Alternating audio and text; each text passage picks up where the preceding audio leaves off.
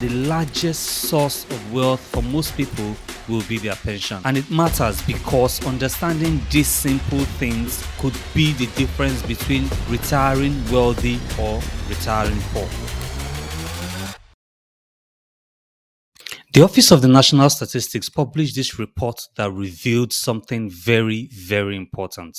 Look at this. On average, respondents in the richest decile held 50% of their wealth in pensions and a further 32% in property. This tells us that the largest source of wealth for most people will be their pension. And I can already see that this number increases because it's harder to get on the property ladder, but you can start contributing to your pension if you choose from day one. And this is no wonder most people advises to contribute to pension as soon as possible. But the problem is there is nobody that explains what exactly a pension is, how they work, and most importantly, how to optimize it. And it matters because understanding these simple things could be the difference between retiring wealthy or retiring poor. But there is no need to worry.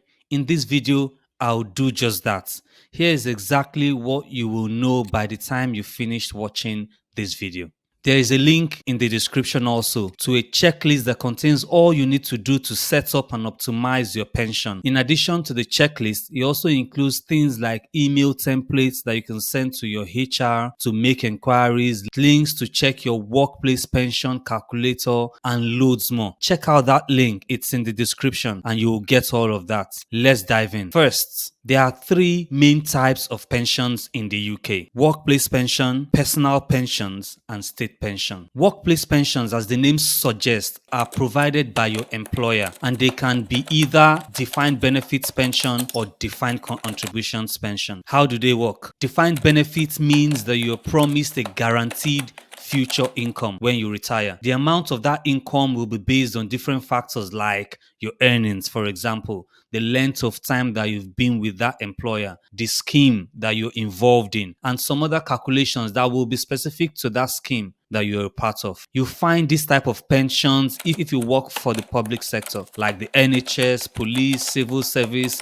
the military. You get the gist. And also very large private sector employers, but there are very few employers that offers this. This type of pension is seen as the gold standards because it offers financial security, predictability for your retirement years. The other type of workplace pension is called defined contributions. In a defined contribution pension plan, which almost all private companies offer their employees, this pension, the employee, and in most cases, the employer makes contribution into the pension fund based on percentages of the employee's income. With a DC pensions, which is defined contribution pensions, the amount of retirement income the employee will receive depends on two factors.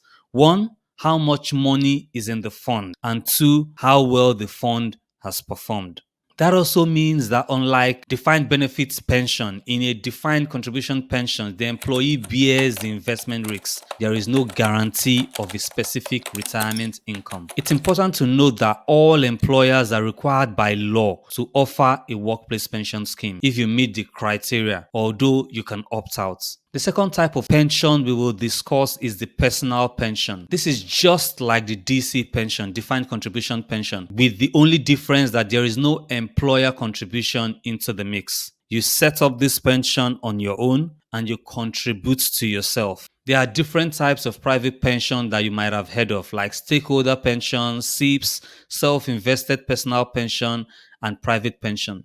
They are practically the same. Of course, there are unique differences, mainly around what your investment options are. The third type of pension is the state pension. This is a regular payment from the UK government that you may be entitled to once you reach the state pension age.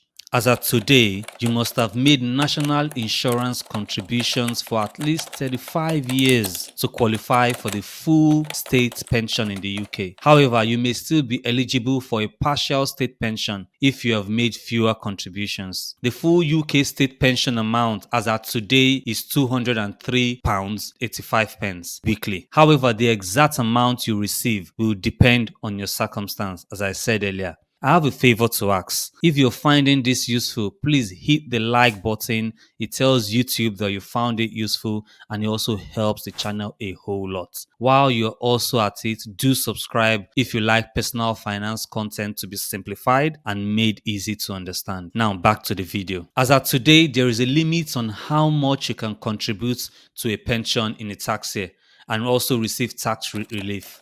The current annual allowance is the lower of these two figures, £60,000 and 100% of your income. This allowance applies to all your pension contributions, workplace pensions, personal pensions combined, and also what your employer contributes. That counts too. Let's break this down. For example, if you earn £80,000 in a year, your allowance will be £60,000. But if you earn £35,000 in a year, your allowance will be £35,000, the lower of the two. So let's say you haven't used up your full annual allowance in the previous tax year. This is where carry forward comes in, where you're allowed to contribute unused allowances from the previous 3 tax years on top of your current year's allowance under, of course, certain conditions. Free money. Everyone loves free money, so let's talk about that. This is the biggest perk when it comes to pensions. Remember I said earlier that your employer and the government contributes to your pension, and that is actually free money. Here is how it works.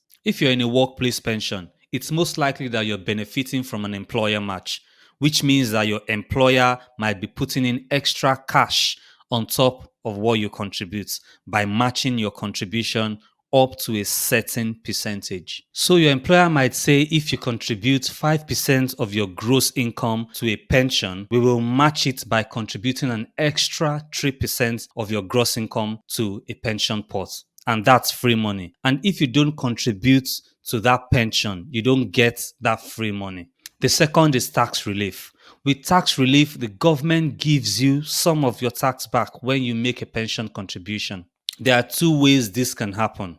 The first, most employees contribute to their pension from their gross salary and then pay tax on what's left. This means that you haven't paid tax on that pension contribution. So you can see that as HMRC putting money into your pot. But depending on whether you are a basic or a higher rate taxpayer, this works differently. For basic rate taxpayer, it's pretty straightforward. You don't have to do anything. You pay 20% tax on the remaining after your pension contribution. But for a higher rate taxpayer, you contribute in the same way, but you have to claim the additional tax relief of 40%. The second way tax relief happens is with some employees, and definitely if you contribute to a personal pension, which is common with self-employed people or locum doctors, contractors, tradesmen. You get the gist. In this scenario, you pay into pension from your net income after you have paid tax. The pension provider then claims the tax relief directly from the government and adds it to your pension pot. At the basic rate, which is 20%, for example, for every £80 you contribute, the government adds £20, making the total contribution of £100. While for the higher rate, for every £60, they would add £40, making it a total of £100. One thing about pensions is the fact that all these contributions and tax relief comes in. And just like making soup, you need to add salt and pepper to prepare something magical. For the case of pensions, you add compounding, you add time for your pension to grow. How this growth happens differ between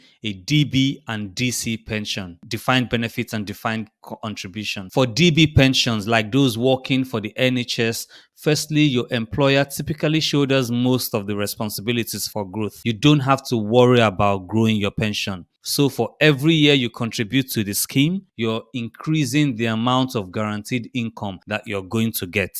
But if you leave the DB scheme, maybe because you change job from the NHS to a private clinic, then your guaranteed income would only grow to try and keep up with inflation. While for a defined contribution scheme, the responsibility actually falls on you 100%. Your pot is usually invested in assets like stocks, bonds. You get the gist. And the final size of your pension pot is dependent on how much you've paid in over the years, as well as how well your investment performs. For those that are part of the DC pensions, the next bit is where most people miss it, and you need to listen close. And that is exactly where is my money invested in. For most people, they get the default fund that pension providers would provide, and that is usually more expensive and also they perform badly. Remember, these pension companies are businesses first and not charities. So they are in this line of work to make money for themselves, to maximize their profits. But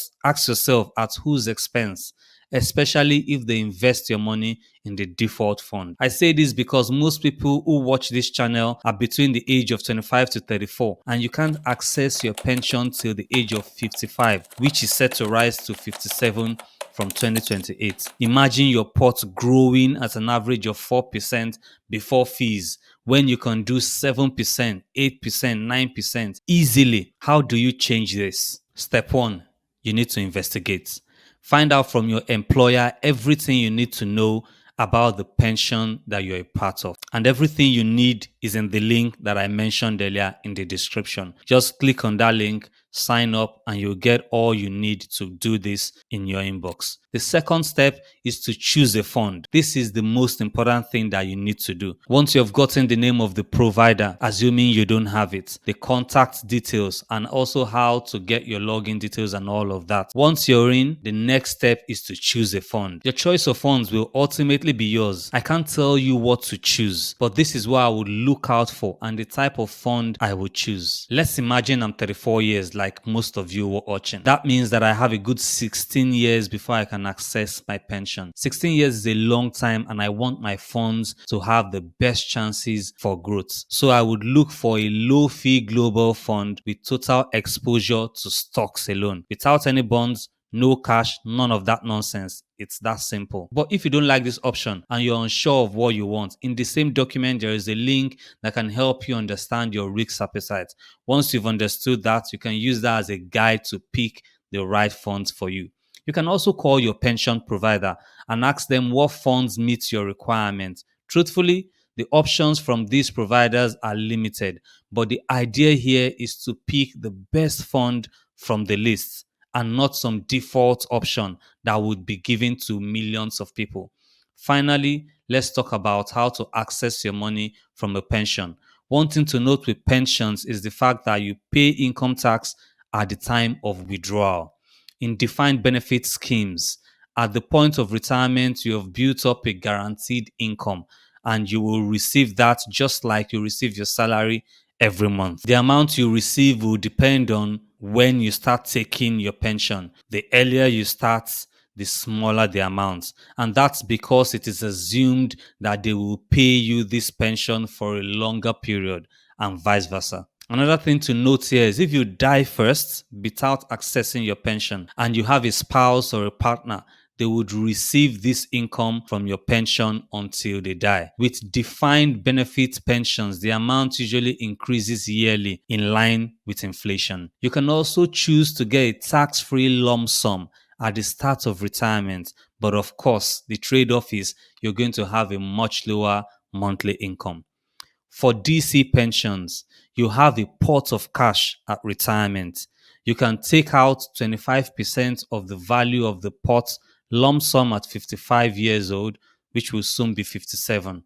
With the remaining 75%, you can either access it through something called annuities, which is a financial product that provides a regular income in exchange for a lump sum investment. This can be a good option for those who want a guaranteed income for life, just like the DB pensions. You can reach out to an insurance company or a pension provider to get this sorted for you. Another option is drawdown. With drawdown, you keep your pension invested and you withdraw money as at when you need it. This can be a flexible way to access your pension, but it comes with certain risks, as the value of your pension can either go up or down depending on performance of your investments. Again, these are taxed at the point of collection. I hope this video was helpful. If it was, click the like button and subscribe if you're not already, so that you could get more videos like this. Thank you so much for watching. I'll see you in the next one.